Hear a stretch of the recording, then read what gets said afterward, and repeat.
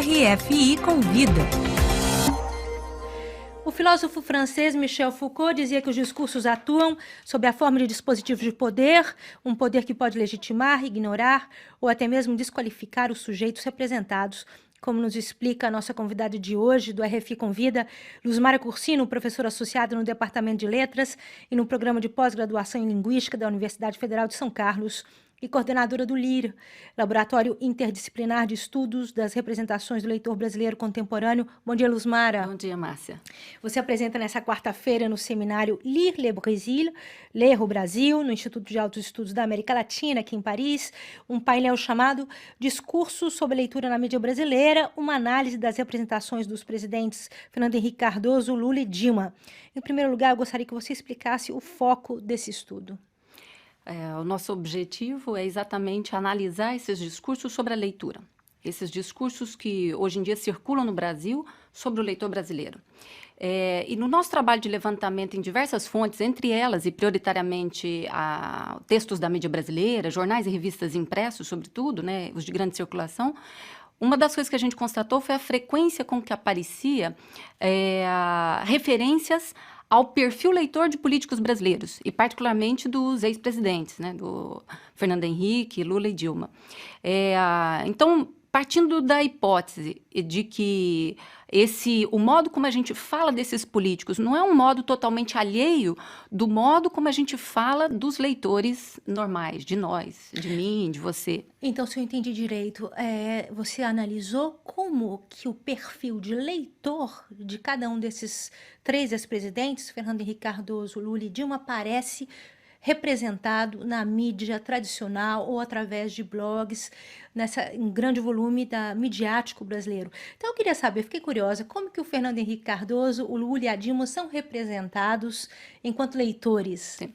O Fernando Henrique Cardoso, ele vai ser representado exatamente como o leitor ideal, né? Ele corresponde a esse perfil, a esse discurso em geral que a gente tem sobre o que é ser leitor, né? Ele corresponde exatamente a esse perfil. Ele é aquele que vai ser apresentado como quem lê livros, como quem lê sempre, como quem lê aquilo que se deve ler, do modo como se deve ler. Ele vai ser representado tanto por imagens quanto nos textos verbais, exatamente correspondendo a essa figura fantasmática, né, essa memória coletiva que a gente tem sobre o que é ser leitor. Os demais, né, então, o Lula vai ser representado como não leitor. E uma das formas de representar, sob a forma de imagem, por exemplo, é a caricatura dele como analfabeto. A gente vai ter uma série de charges e fotomontagens que vão mostrá-lo segurando, por exemplo, um livro de cabeça para baixo. E quando se fala dele, também o que se faz é sempre pela lógica da negação, e às vezes até pela dupla negação. Ele não é leitor e também não pode ser leitor. Em relação a Dilma, é bastante curioso o modo como ela é representada, porque embora ela tenha a mesma formação institucional, acadêmica que o Fernando Henrique Cardoso, ela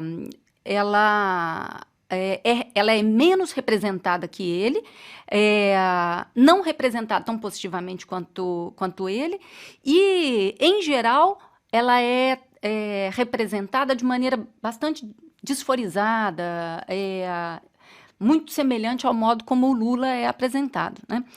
E uma outra especificidade na apresentação da Dilma são os discursos que remontam àquilo que a gente também sabia e dizia sobre a mulher leitora. Então tem um componente de gênero aí bastante importante na representação dela. Então, por exemplo, os termos que a qualificam como leitora, né, são termos que ficam aí nessa ambiguidade. Embora eles não, nesses textos, não se negue que ela seja leitora, mas vai se dizer dela, por exemplo, que ela é detalhista, lê linha por linha, devora livros, lê tudo que cai na mão, lê sem parar, sua leitura é frenética, ela lê como um vício. Por isso, a gente vê aí o eco exatamente dessa forma de descrição do perfil feminino, né? Uma forma de descrição estigmatizada do perfil feminino de mulheres leitoras de romance, né? Essa leitura compulsiva. Então, existe componente de classe social e de gênero na representação política desses três ex-presidentes na mídia brasileira? Sem dúvida alguma. O que, inclusive, e essa é uma das questões importantes da gente poder discutir o funcionamento dos discursos na sociedade, que é exatamente o de entender como converter esses discursos, né, a favor, digamos, de um processo que combata a desigualdade social e não a promova, né?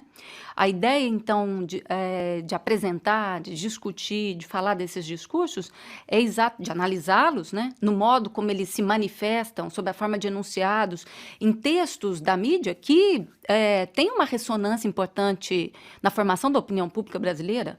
Que impacto, para terminar, tem essa representação desses políticos no leitor brasileiro?